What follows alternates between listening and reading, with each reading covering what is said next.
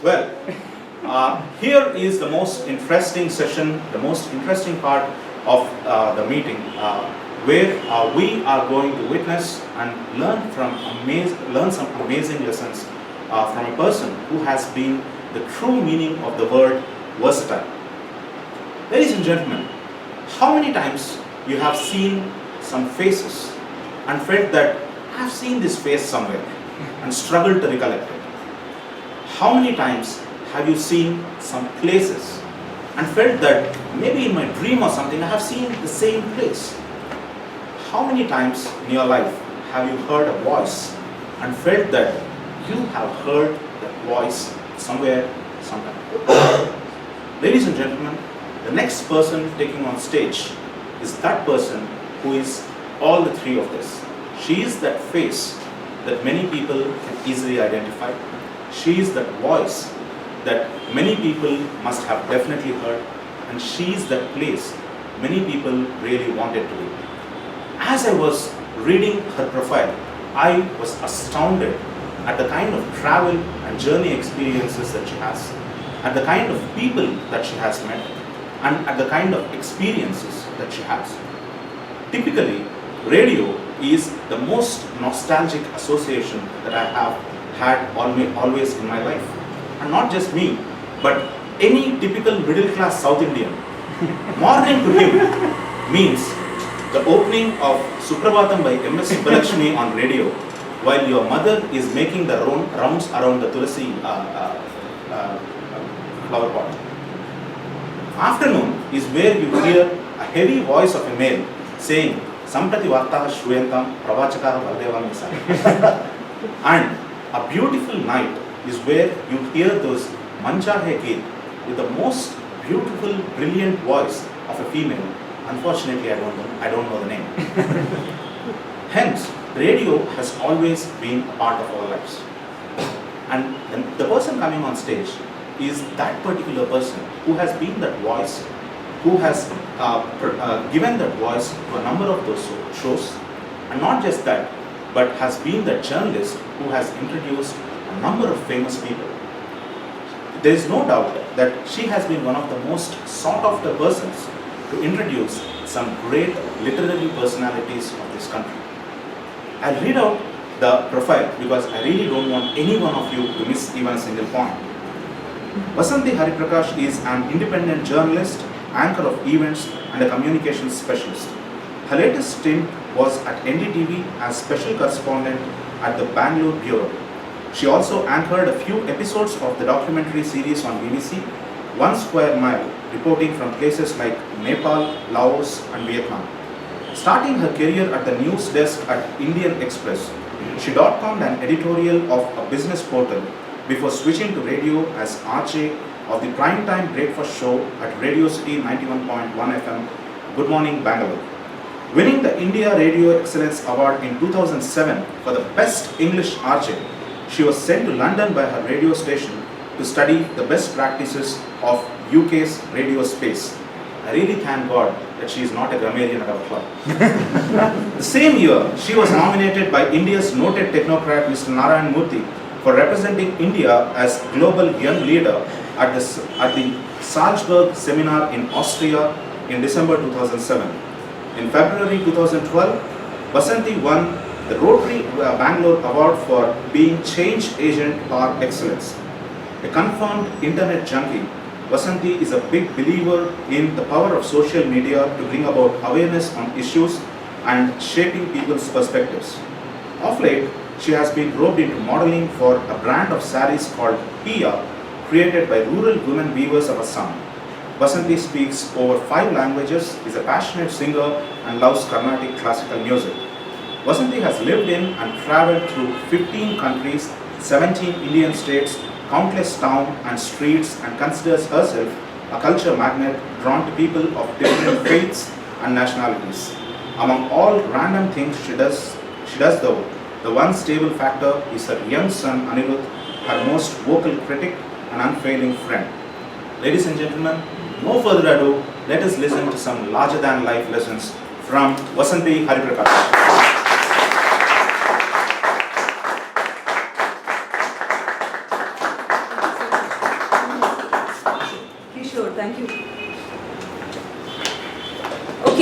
any particular position that one should stand in? That's all yours. Yeah? Okay, here or there. And since I'm a wanderer, even in real life, so I will wander even here. That's part of my life's philosophy. So, one thing is very essential. Elrigu first of all, namaskara. ನನಗೆ ಒಂದು ಅಭ್ಯಾಸ ಇದೆ, you can call it a sort of, they say habits die hard. So I'm used to only saying good morning. And so you will have to say that to me back, no matter what time of the day. So let's have you all saying good morning. Bangalore City, this is of course the Rotary function at Banjara Academy. And the Toastmasters, that is, I'm sorry. And I'm very happy to be with you. Adre only a disclaimer at the beginning of this session. I know, when you even hear these things being said about you, it just feels, I think, is this me or is this somebody else? Sometimes you get this feeling because life has thrown these experiences at you. I don't know how much you, as in me, I can claim credit for what has taken place.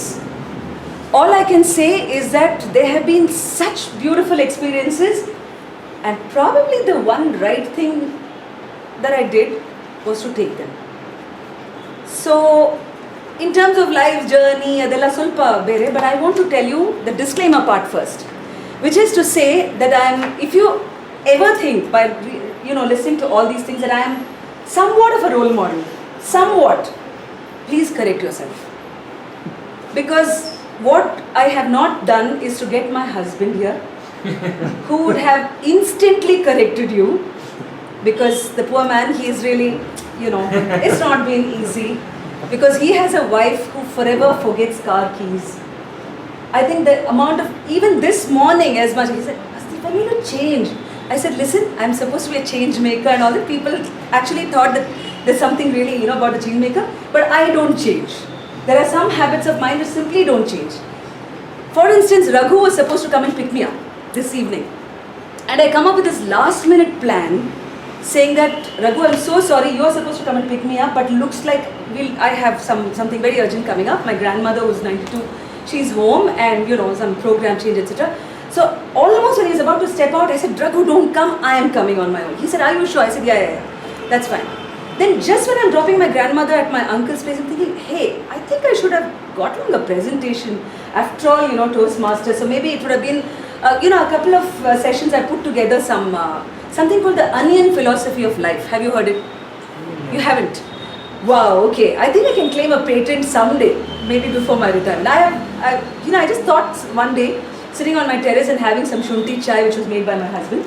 So I just thought, okay, I have to, sort of articulate what's been happening in my life. And I just realized that my life and an onion's life has been very, very similar. And that was the time when the Iruli Bele was touching $100. And I was actually reporting on it on NDTV. Then I said, hey, there is really a similarity between this tuber and my life. So there's onion philosophy. So when I was coming, I said, hey, actually speaking, would that presentation have made sense for this gathering? And I realized, yes. So I text Raghu saying that, do you have internet connection in your thing? And of course, with sort of, you've not come equipped for that. So I have greatly come with a pen drive, but no internet connection. And I simply cannot open, nor can I recollect what was the onion philosophy. So here I am. So if you really want to go ahead, whoever remotely thinks that I'm a role model, think very deeply. That is one thing. We have put that out of the way. Also, in terms of random choices, I think that's another thing which many people find it very hard to understand, very risky sometimes. But I think, for some of us it works. It's as simple as that. So you'll have to be a little insane to follow what I'm saying. So does everybody have MQ here? EQ, IQ, fine. MQ? Illa? Madness quotient idya? Yeah? Can you please put up your hands? How many of you? Oops, that's a really minority. What about the others? You're all very sane. How are you even going to follow why I have been called as a guest to your gathering? So there you are. Again, second disclaimer. Okay. So let me do a little bit of flashback, because only then does it make sense why things have happened a certain way in my life. So this is what we call, in Indian Express, I had a lot of Tamil friends around me. So we used to call this the tortoise Kosubati moment. You know what is Kosubati? How many of you? Kosu is a mosquito. Solle. So tortoise Kosubati moment. Now I'll tell you, it's again a very, very deep philosophy. You have to understand why it's called that.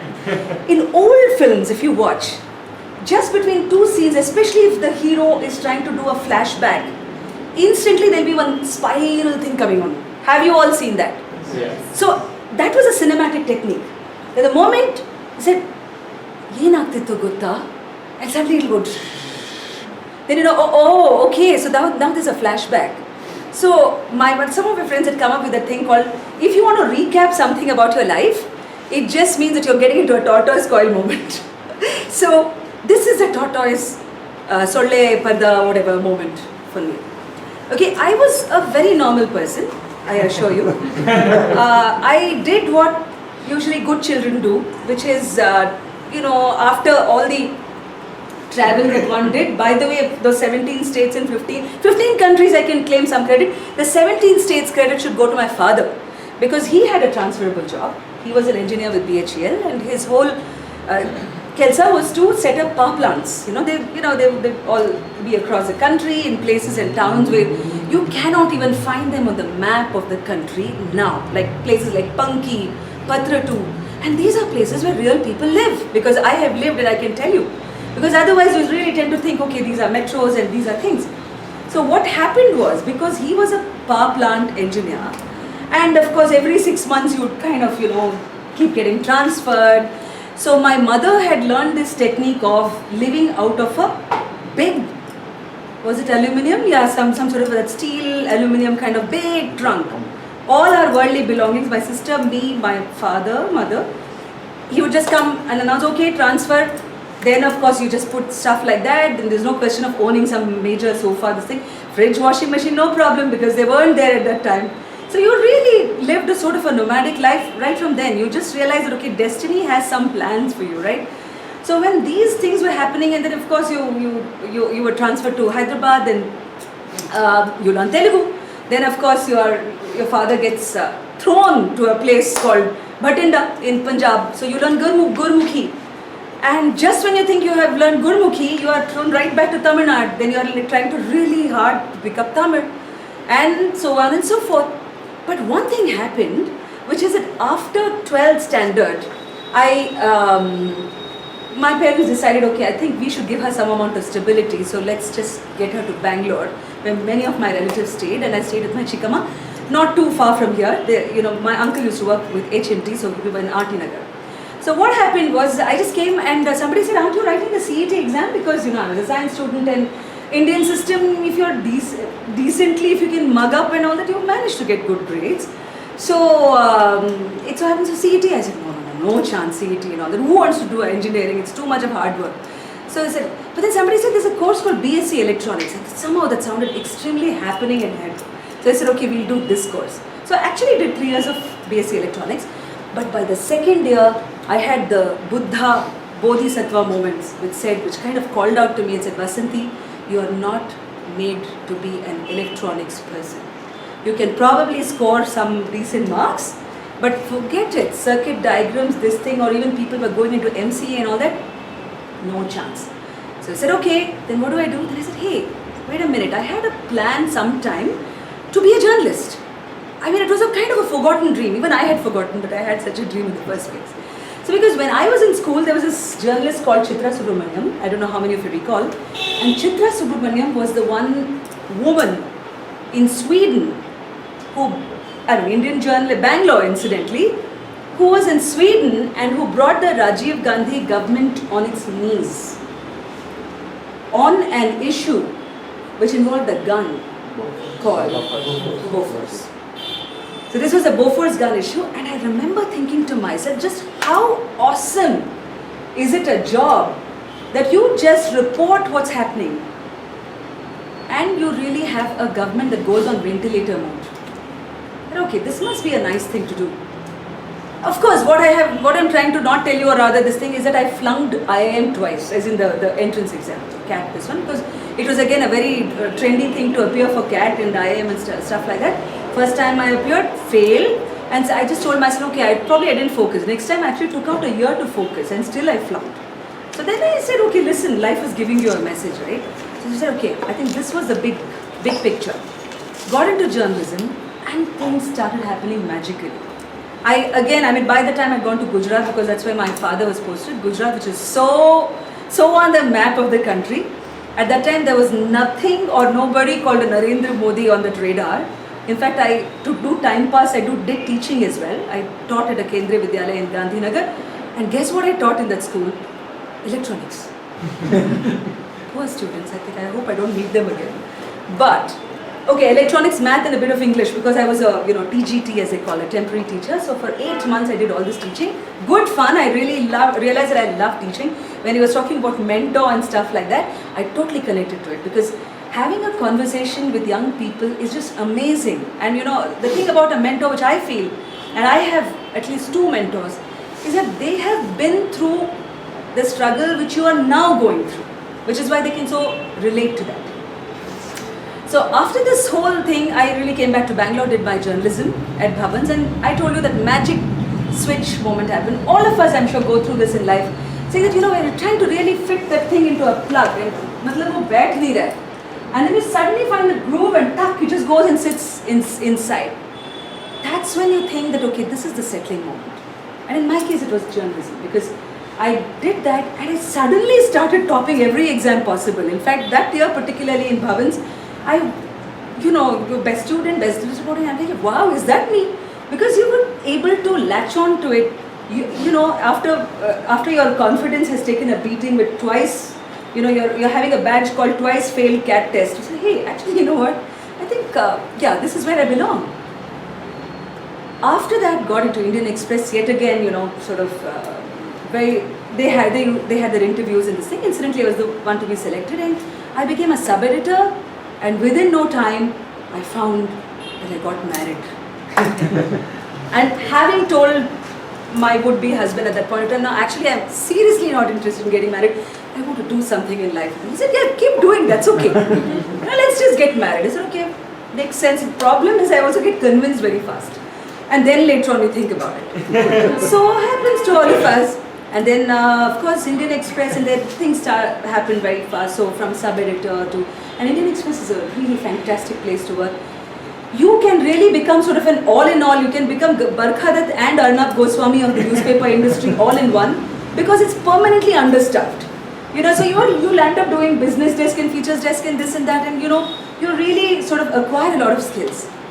But by 2000, so I found I had become a chief sub-editor by then, which meant that I was handling late city editions. And remember, I planned to change the world. All of you, please don't forget points. I was really wanting to change the world, but I suddenly found I was changing diapers because a baby had come along. So I said, okay. But then it so happened that the late city editions would really mean that I got back home at 2 o'clock, and my husband is a total sweetheart. He was like, okay, and incredible support system, my mother, sometimes a mother-in-law. So, but then I was like, hello, I'm missing out on telling kathe, bedtime stories to my kids, so maybe I should now take a break. So I moved out of Indian Express, joined a .com, and for the first time I could actually see a sunset. Because all the time we burned in this newspaper office. So this seemed so much fun. You actually have something called weekend. I don't know how many of you are old enough to know that there was no word called weekend before this IT thing happened. Yeah. It was just weekend, like what's that now? Okay, Saturday, Sunday, now, you used to have a days off. It used to be sometime Tuesday. If you are lucky, that is. Sometimes you just get called on a Sunday. That didn't matter. But on a .com, it was really a corporate sort of setup. You had this luxury. Things were going great. And then the .com shut shop. One fine day. So no salary, no PF, no job. So here we are, with an unemployed status. And then, it's a very different experience. So I started doing some time pass activities. I got into a theatre class. You know what a theatre class is, right? They teach you acting. So my mother actually said that you pay to learn acting. You look like a drama queen yourself and you actually do that. But then trust me, acquiring and doing different things at different stages in your life, and the theatre class, which I probably went for about 3 months of this thing, is one of the most enjoyable things if you really ask me. Of course, you don't bring theatre class into an NDTV reporting, or maybe you do. But the thing is, just go ahead, do it. That's what really matters. I just heard about the acting class, it's good fun, fine. By a strange quirk of circumstances, and I'm going to fast forward this part because obviously we're running out of time, is that I was moderating a network of women journalists, because something very interesting was happening to Bangalore at that time. Bangalore was really changing from this quiet kid who nobody, probably just came either as a pensioner or you probably just came for a holiday. It's a nice sort of this thing. But it was going through a churn, which meant that suddenly it was turning all glam, snazzy, IT, Infosys, this, that, and all that. So it is really changing. It's like really a teenager who turns out to be this rock star. So Bangalore was in this stage. And I just realized that, okay, we have so many women journalists and there are so many experienced people. So a few of us got together and founded something called NUJ, Network of Women Journalists. Generally, so one day, and I was the bachcha of the group at that point of time, people like Shakuntala Narasimhan, very, very respected journalists, they were there, and my job was to take down minutes of the meet. So very sincerely I would do that. And somebody said, a radio station has invited us because they want to know what this women media thing is all about. Would you just come and, talk in a radio station? And what was this radio station? It was easily the most life-altering thing for a certain generation, right? Because suddenly you had this creature called an RJ, and this RJ was this absolute demigod, and all this, and all of us, of course, while driving, we're listening to radio, and it's not, because otherwise radios were really gathering dust. Nobody was listening to ye Akashwani hai. You wouldn't do that. But I had always been a radio creature. It's a different story altogether. And this journalist told all of us at that meeting in Press Club, saying that they want to know more about our Women Journalists Network, and it's World Press Freedom Day. So one of us should go to the radio station and give this interview live. And there was this RJ called Sheetal Iyer at that point of time. So Sheetal's show. So I said, okay, I was taking down minutes because you would send out an email. And all of a sudden I see silence, and I just look up and there are some 7 pairs of eyes all looking at me, saying, Vasanthi, so you will be the one going to the radio station. I said, what? I mean, what if the radio station, I've never really seen one, I said, no, it's okay, just go. So I got bullied, got sent to this radio station, and I thought, okay, somebody's going to ask me something and I'm going to make a total fool of myself on air. Never mind, your reputation ho tab na, you'll be scared about this one. So okay, you don't have anything to lose. So just went there.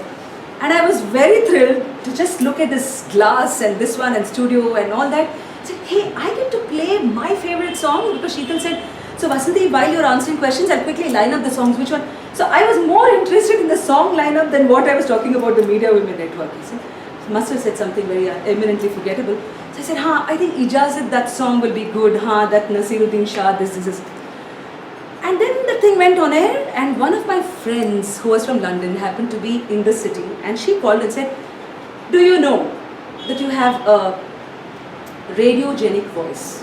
Which I had to Google, I don't think was so much involved. Radiogenic, she explained, because she had done some radio back there, and she said, it just means that you may not realize, but there are some voices which sound good on radio. So maybe you want to look at that side. I said, okay, if you say so. So I landed up at All India Radio just on a lark. And what is my good luck, or Naseeb as they call it, that All India Radio is looking for? They actually have a written exam where you have to produce a 10 standard certificate, you have to write an objective type question, things like that. And I got whatever. I topped that round and I started doing my own Western music show there, which was still once a week. But 5 months later, this radio station where I had gone as a guest called me once again, but this time asking if I could not just be the guest on the show, but if I could take over the prime time show. So this clearly was a sort of a moment that you look back and say, hey, okay, probably there's somebody up there hand holding you, because I don't have any say. You don't proactively go and apply to that radio station. Well, a lot of people younger than I was, because you must remember, but by then my child was about 5-6 years old, and this was really not my priority. I was thinking, okay, I have to be doing my journalism somehow. And Suresh Venkat, who was the radio boss at that time, and trust me, I was so nervous before the radio show was this one. It was a 4-hour live show every single morning, 7 to 11. And I'm turning around this guy and asking him, what do I tell a city, 4 hours, day after day, that the city doesn't know? And I would really believe that if you are tuning into my show, I should make it count for you. I should make it that, okay, ಹೇಳ್ತಾ ಇದ್ದಾಳೆ, which actually I can relate to.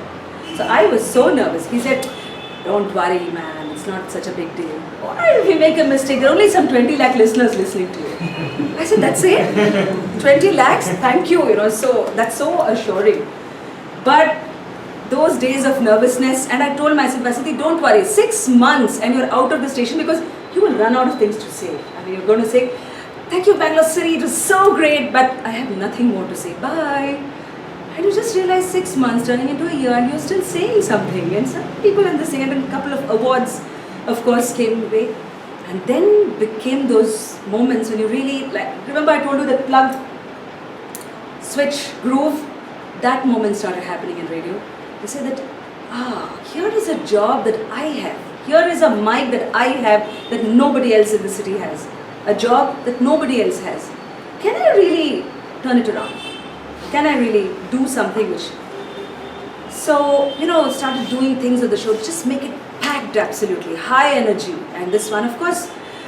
And one fine day, I remember getting a mail saying that, Vasanthi, what you were talking about businesses in this one, of course, being a journalist always helps, I call it a dumbness check. You will not be dumb because you will just think, gosh, this is a responsibility, it's a jawabdari, right? So one of those mails, it's actually said, I actually can connect to what you were saying. If you are free, please drop in at my office for coffee. Signed, Narayan Murthy. So I did a double check and it said, yeah, N Murthy, whatever, Infosys. Called up my mother, I said, Mom, just guess who was listening to my show today? And I thought, okay, he's being nice to somebody new on radio. And he's a man who keeps his word.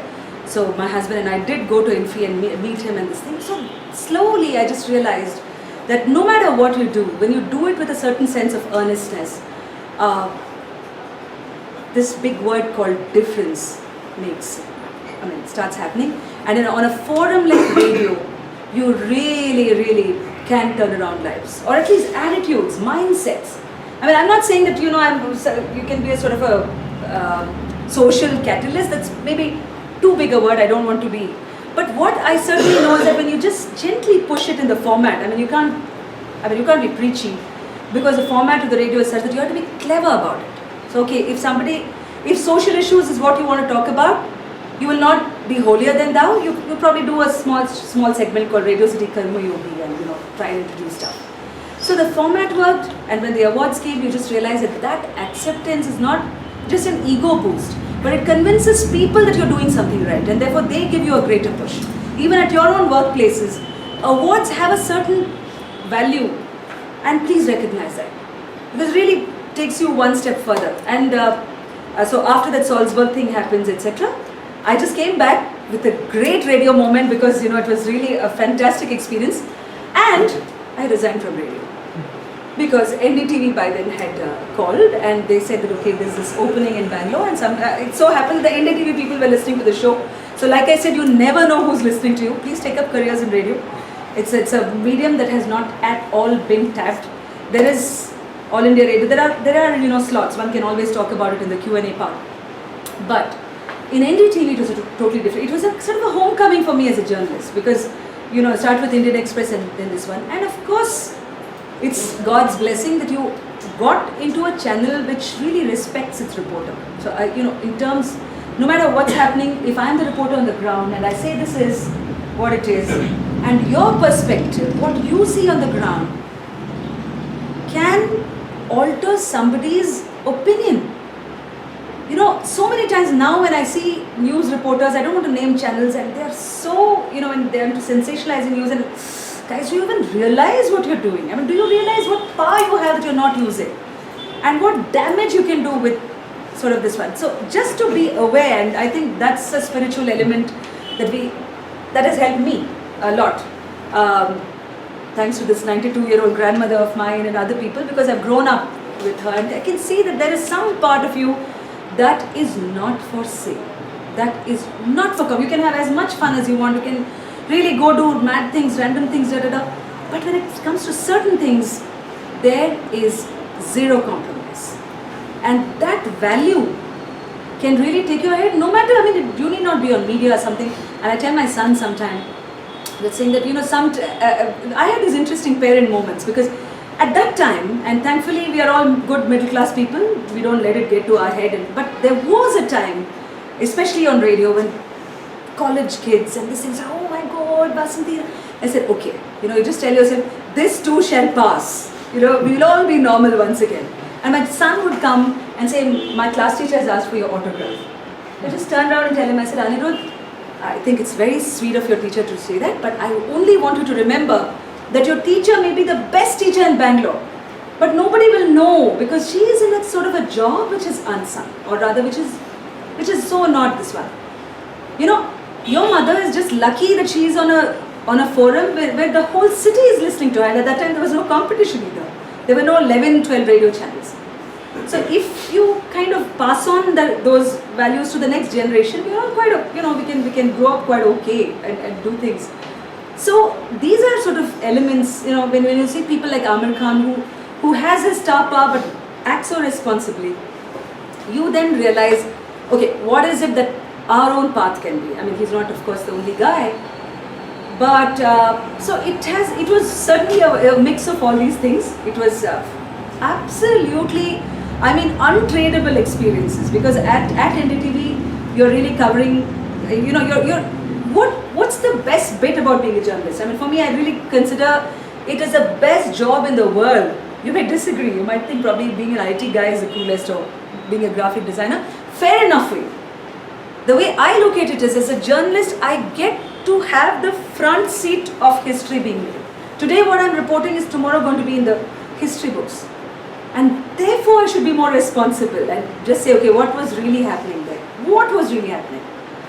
So, you know, whether it was a Mangalore pub attack where girls were really dragged out, and you saw that sort of a shame being happening, the elections, I don't know, joyous moment, you're talking about defense deals, holding that red mic and saying, okay, this is what defense minister is saying, da, da, da, and suddenly you get a call saying, Vasanthi, and in the bureau you're really just one or two people, so everybody is doing everything. I said, yeah, you know, just texting this one, because one of your sources has said there's been a triple murder at Jayanagar. So I say, hey, that's an important news as well. Kuch de sakte ho, triple murder? Acha, theek hai. So I remember that particular day when I was doing the Aero India show, this one, you know, one bulletin I'm talking very seriously about who's going to be winning that mega multi-million deal. And the next, this thing, it says, you know, moving on to other news from Bangalore city, there's been a triple murder in Jayanagar, which is shocked. Let's now go across to Vasanthi Hariprakash in this one. And so I'm holding that red mic and saying, yeah, it's absolutely, you know, because it's a very sleepy residential locality, and zoom, there's a MiG aircraft going right above your head. Because you're in the Aero India show, and you're trying to talk about the other bit. But that's what it is. You know, you are in that moment, you have to do justice to your role. One good, great opportunity for me was to convince my bosses, and thankfully they were very understanding, is to get into rural journalism, because I just felt that my own experience was that things like Hyderabad, Karnataka region, you know, Bidar, Ballari, Gulbarga, etc., are completely underreported. So it's like, okay, when, you know, Togri Bele, Tur Dal is reaching some 100 rupees a kilo, and everybody is just doing outside a supermarket and saying, hello, I mean, there are some farmers who grow it, can we really go back and trace the supply chain to Gulbarga, because it's a tour bowl. How many of you know that is a tour bowl of the country? So they said, please go, travel. So on one hand, you get to do this, and of course, like was mentioned, I got a completely, again, unplanned and freaky chance to be a part of BBC series, because I had gone to Bali to report for NDTV, and it so happened that the BBC team was there filming the Green Debate, and you know, things happen. Somebody just asked, okay, can we have a journalist who can be a part of this? And somebody said, this is an Indian journalist who's a very notorious question asker, so please go.